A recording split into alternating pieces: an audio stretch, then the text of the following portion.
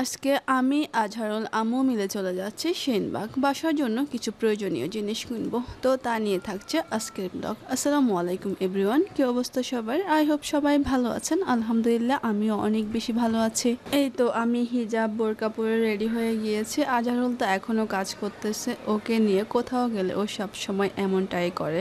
ওকে তো বলতেছি আমি রেডি হয়ে গিয়েছি, কিন্তু না, ওর তো এখনো কাজ শেষ হয়নি। তার জন্য আমাকে বেশ কিছুক্ষণ রেডি হয়ে বসে থাকা লেগেছে। বের হওয়ার পর দেখতেছি যে একটা বিড়াল সে আমাদের ঘরে ঢুকতে চাচ্ছিল, কিন্তু ফুফু তো ওকে ঢুকাতে নারাজ, কিন্তু আমরা দুজনে অনেকবার রিকোয়েস্ট করার পর ওকে ঘরে ঢুকতে দিয়েছি। এরপর এই তো আমরা সেনবাগ চলে এসেছি। প্রথমে তো ভেবেছিলাম ওয়ার্ড্রোব কিনবো, কিন্তু পরে আমরা আলমারি দেখতেছিলাম, কিন্তু সেদিন কারেন্ট চলে গিয়েছে, আমরা তো ভালো করে দেখতেও পারতেছিলাম না। কারেন্টের জন্য তো আমরা অপেক্ষা করতেছি আর আমি বসে বসে একটা আইসক্রিম খাচ্ছি, কিন্তু কারেন্টও আসতেছিলই না। পরে আর কি করার, অন্ধকারে পছন্দ করলাম আর কিনেও ফেলেছি। এরপর আমাদের কেনাকাটা শেষ, আর এই যে উনি এখানে ওনার গাড়িতে ভালো করে বেঁধে নিচ্ছিল যেন পড়ে না যায় আর ভেঙে যাতে না যায়, এজন্য খুব ভালো মতো বেঁধে নিচ্ছিল। তারপর এই তো আমরা বাড়িতে চলে এসেছি, আর বাড়িতে আসার পরও এখনও কারেন্ট আসেনি। অনেকক্ষণ পর কারেন্ট এসেছে।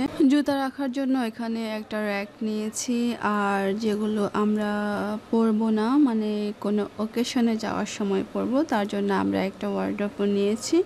এটা সাধারণত বাচ্চাদের জামা কাপড় রাখার জন্যই কিনা হয়, তো যার যেরকম ইউজ করতে ভালো লাগে বা যার যেভাবে সুবিধা সে সেভাবে ইউজ করে। আমরা এটা নিয়েছি জুতা রাখার জন্যই। কারেন্ট আসার পর আমরা যখন ভালো করে আলমারিটা দেখতেছি, তখন দেখি যে গ্লাস ভেঙে গিয়েছে। খুব ক্লোজ থেকে দেখালো, এই যে দেখাই যাচ্ছে একদম পুরো ভেঙে গিয়েছে। তো সাথে সাথে আমরা দোকানদারকে কল করেছি আর উনি বলেছে চেঞ্জ করে দিবে। এই যে আমার ঘরের জামা কাপড়ের অবস্থা, আজহারুল আসলে তো সবকিছু ছড়িয়ে ছিটিয়ে রাখে, ওর এটাই কাজ। তো আজকের ভিডিও এই পর্যন্তই। সবাই ভালো থাকবেন, নিজের খেয়াল রাখবেন, আমার পেজটি অবশ্যই ফলো করবেন। আল্লাহ হাফিজ।